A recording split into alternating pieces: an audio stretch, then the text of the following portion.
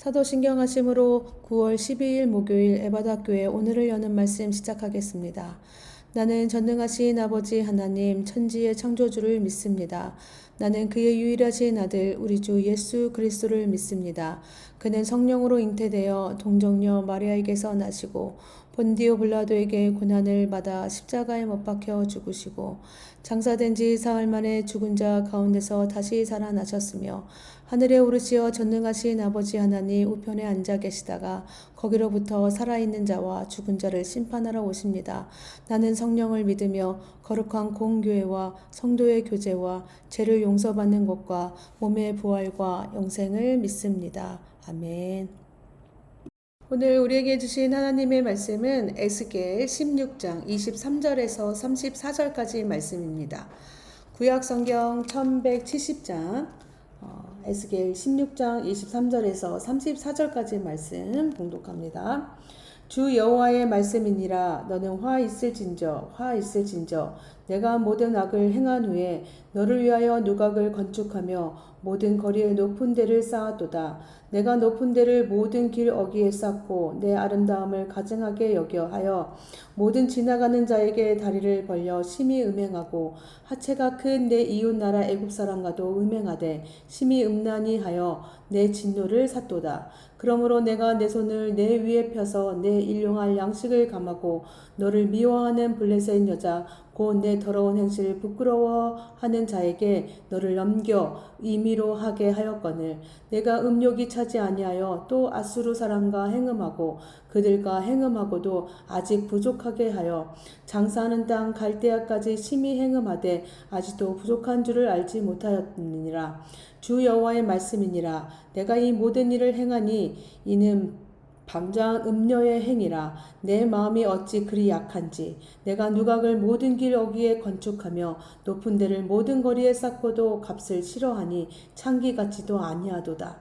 그 남편 대신에 다른 남자들과 내통하여 간음하는 아내로다. 사람들은 모든 창기에게 선물을 주거늘 오직 너는 내 모든 정든 자에게 선물을 주며 값을 주어서 사방에서 와서 너와 행음하게 하니 내 음란함이 다른 여인과 같지 아니함은 행음하려고 너를 따르는 자가 없음이며 또 내가 값을 받지 아니하고 도리어 값을 줌이라. 그런즉 다른 여인과 같지 아니하니라. 아멘.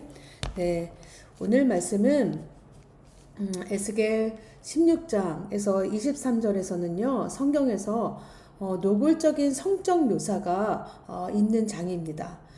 정결과 거룩을 중요하게 여기는 제사장 에스겔에게 하나님으로부터 이런 말씀을 듣고 이스라엘 백성에게 이 이야기를 전한다는 것은 굉장히 당혹스럽고 부담스러운 일이었을 것입니다. 그럼에도 하나님께서 이렇게까지 표현하신 이유는 도무지 이스라엘 백성이 하나님의 말씀을 깨닫지 못했기 때문입니다. 이 당시 에스겔과 함께 포로 생활을 하는 유대인들이 갖고 있었던 생각은 무엇이었냐면 억울함이었습니다.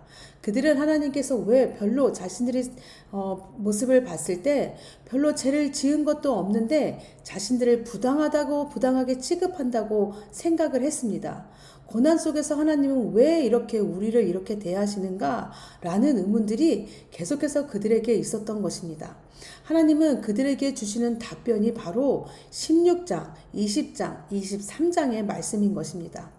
그래서 16장에 보면요, 가장 많이 나오는 단어가요, 행음, 음란, 음녀라고 하는 단어입니다. 16장에만 21번이 나옵니다.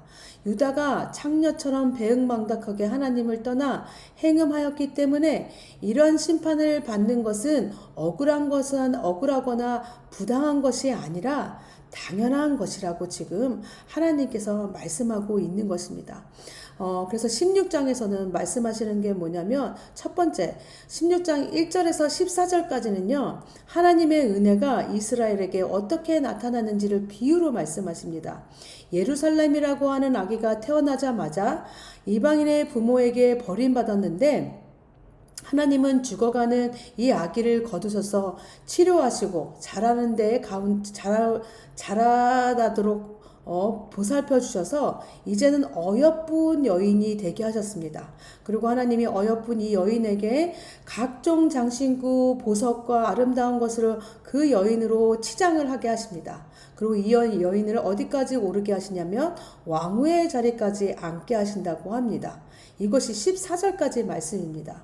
그리고 15절부터는 무슨 말씀을 하시냐면 22절까지 이스라엘의 타락을 말씀하십니다. 이스라엘이 자신의 화려함과 명성만 믿다가 음행하여 타락하였는데 바로 우상생 숭배 때문에 하나님을 배신한 것입니다. 이스라엘 백성이 어떻게까지 타락을 하고 우상을 숭배했냐면 이스라엘 곳곳에 산당을 세우고 그리고 하나님께서 주신 음식과 고운 가루와 기름과 꿀을 가져다가 우상들에게 향기로운 제물로 드렸습니다. 심지어 자신들의 자녀를 죽여서 우상들에게 희생제물로 바치는 이방 종교가 하는 그대로 행하는 것들을 그대로 행하는 죄악들을 범했던 것입니다. 결국은 하나님이 어떻게 하셨을까요? 이 이스라엘을 향하여서 화가 나신 것입니다. 그래서 그 화에 대해서 23절에서부터 말씀하고 계십니다. 23절 말씀입니다. 주 여호와의 말씀이니라 너는 화 있을진저 내가 모든 악을 행한 후에 여기서 하나님께서 화 있을진저를 2번이나 반복합니다. 이와 같은 반복적인 표현은요, 그 의미를 강조하는 것입니다. 특히 이스라엘의 천혜의 행음에 대한 하나님의 극한 분노, 진노를 지금 나타내고 있습니다. 그럼 하나님께서 왜 이렇게까지 화가 나셨냐면 24절 말씀입니다. 너는 너를 위하여 누각을 건축하며 모든 거리에 높은 데를 쌓았도다 라고 합니다. 여기서 누각은요, 지붕이 둥근 방을 의미합니다. 높은 데는요, 높은 곳으로 우상을 섬기는 장소입니다. 그러니까 눈은 행음의 장소이며 높은 데는 우상 숭배의 장소로 해석될 수 있습니다. 예, 여기서 이스라엘 백성이 어떻게 했다는 거예요? 우상을 섬기는 우상 숭배 장소를 여기 이스라엘 백성들의 장소가 예루살렘에 두었다는 것입니다. 그러면 이스라엘 백성이 이 우상 숭배를 어디다 두었냐면은 25절입니다. 내가 높은 데를 모든 길 어귀에 쌓고 내 아름다움을 가증하게 하여 모든 지나가는 자에게 다리를 벌려 심히 음행하고 라고 합니다. 원래 우상 숭배하는 산당은요, 높은 곳에서 지었습니다. 이스라엘 백성들은 그런데 어떻게 했냐면 이 관습을 따르지 않고 어떻게 한 거예요? 사람들이 많이 지나다니는 길 어귀에 거기에 쌓아 놓았다는 것입니다. 누구나 다니는 길 위에 산당을 세워놓고 쉽고 편하게 우상 숭배할 수 있도록 만들어 놓은 것입니다. 이는 한마디로 이스라엘 백성 가운데 우상 숭배가 공공연하게 이루어지고 있음을 지금 보여주고 있는 것입니다. 지나가는 모든 사람, 이스라엘 방방 곳곳에 모든 사람들이 지금 이방이 숭배하는 우상 숭배를 지금 하고 있다는 것입니다. 그러면 이 우상 숭배를 지금 어떤 우상을 숭배하는지 26절에서부터 설명합니다. 26절입니다. 하체가 큰 내 이웃나라 애굽 사람과도 음행하되 심히 음란히 하여 내 진노를 샀도다 라고 합니다. 네, 이스라엘이 음행한 나라는 애굽입니다. 근데 여기서 애굽을 표현하기를 어떻게 표현하냐면 하체가 크다라고 합니다. 하체가 크다라고 하는 표현은 군사력이 강하다는 의미입니다. 그것과 더불어서 우상 숭배가 극심한 나라라고 하는 의미도 포함되어 있습니다. 네, 지금 이스라엘 백성은요, 우상 숭배가 극심한 나라, 애굽이 우상 숭배가 극심한 나라라는 것을 알면서도 이스라엘 백성은 애굽이 군사력이 강하다는 이유로 그를 의지했다는 것입니다.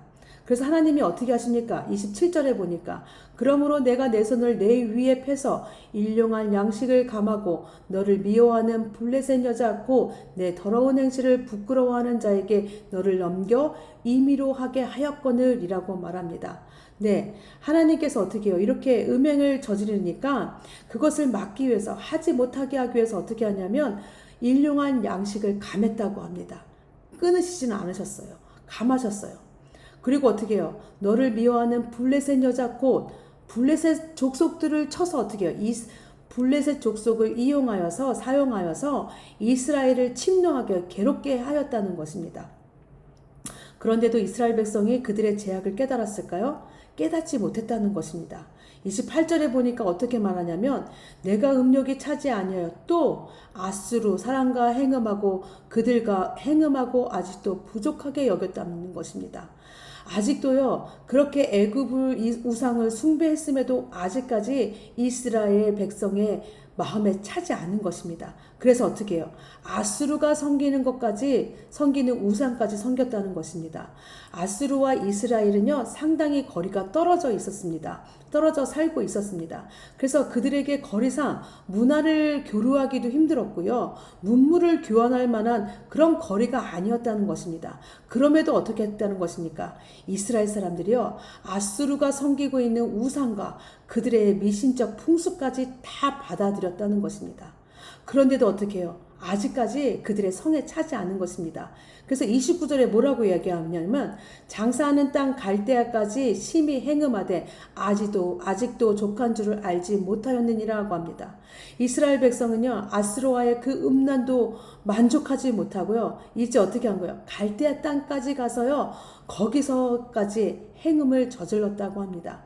갈대아 땅도요 굉장히 멀리 떨어져 있는 땅이고 적국이었습니다. 상대국이었고 그런 국가였는데 갈대인에게들조차도 어떻게 한 거예요? 그들이 섬기고 있는 신들을 갖다가 섬기고 그 신들의 형상, 제단의 형식, 희생, 제사, 의식까지 갖고 와서 이스라엘 땅에 다 유포시키고 부흥시켰다는 것입니다.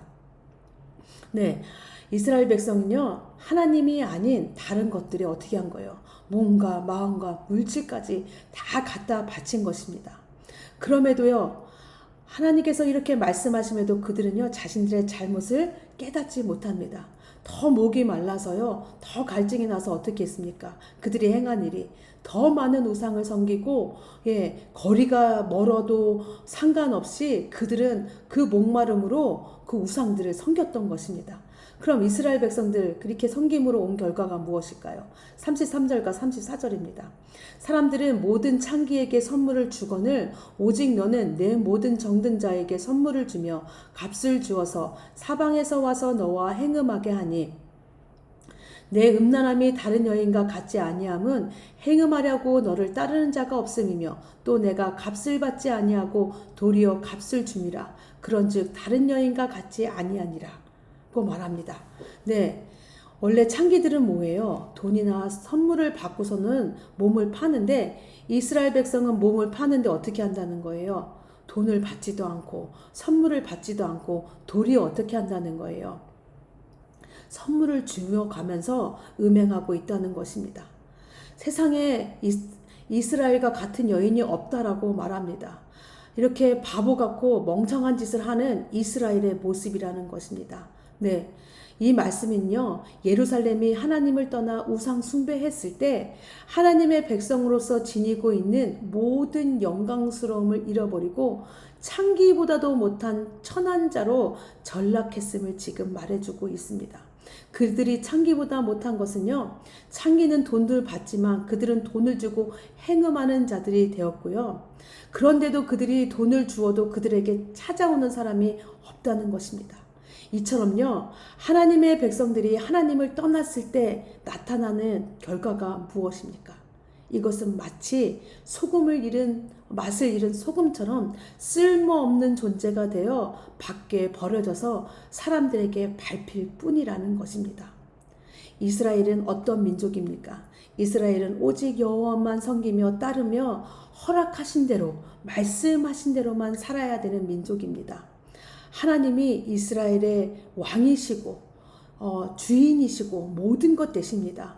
하나님이 이스라엘 백성을 만드시고 이끄시고 함께 하시기에 이스라엘 백성이 존재하는 것입니다. 하나님께서 왕이 되셔서 우리를 지키고 보호하시고 인도하시고 먹이시고 입히시고 싸매시고 고치시고 보존하시기 때문에 우리가 존재한다는 것입니다. 이스라엘이 존재하는 것이고 우리가 존재하는 것입니다. 그런데 이스라엘 백성이 어떻게 했습니까? 여호와가 아닌 눈에 보이지 않는 강대국들을 의지하며 그들이 섬기고 있는 우상들을 다 갖다가 섬기는 그 죄를 범하고 말았다는 것입니다. 우리도 마찬가지입니다, 여러분. 우리가 하나님의 자녀라고 한다면 우리의 아버지가 누구십니까? 하나님 되십니다. 우리의 모든 것 되시는 분이 하나님 한 분이십니다. 네, 우리의 생사화복은 오직 여호와께 있습니다. 그럼에도 불구하고 우리도요, 어떻게 해요? 이스라엘처럼 세상의 강한 것들, 세상의 흐름, 세상의 가치관에 우리의 마음을 두며 하나님보다 더 의지할 때가 있습니다. 하나님보다 세상을 더 높이 두고 생각하는 것이야말로 하나님에 대한 철저한 모독이며 배응망덕입니다. 그 다음에 우상 숭배인 것입니다. 이뿐만이 아니겠죠. 여러분, 하나님을 온전히 의지하지 못하는 우리의 모든 생각과 삶의 모습도 여러분 음행입니다. 하나님을 배신하는 일입니다. 또 나에게 주신 물질, 시간, 능력을 하나님이 아닌 나를 위해서, 다른 것들을 위해서 사용하는 이 모든 것들도요, 우상 숭배라고 하는 것입니다. 우리 삶에 하나님의 중심이 되지 않고 하나님이 우선되지 않으면 그 모든 것이 우상 숭배라고 오늘 말씀은 우리에게 가르치고 있습니다. 여러분, 우리 안에요, 하나님보다 우선순위에 두는 모든 것, 무엇이 있는지 우리가 잘 보기를 원합니다. 깨닫기를 원합니다. 하나님을 온전히 신뢰하지 못하는 우리의 모습이 무엇이 있는지 우리가 생각해 보시기 바랍니다.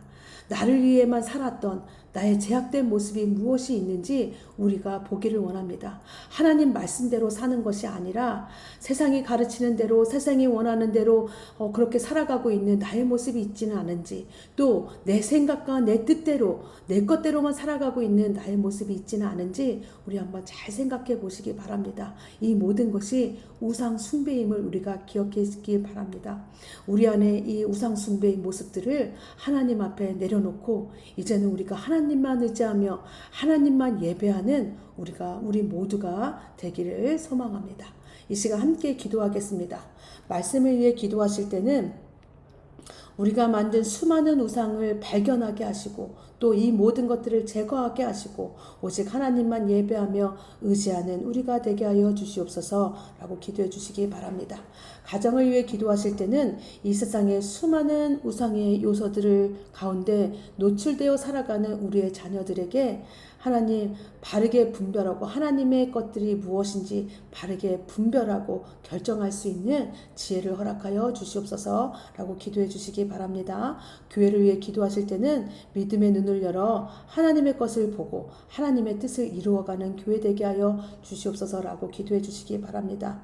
또 최청경 목사님 안식을 위해서도 계속해서 기도해 주시고 류현철 목사님 지금 휴가 중에 계십니다. 류현철 목사님을 위해서도 함께 기도해 주시기 바랍니다.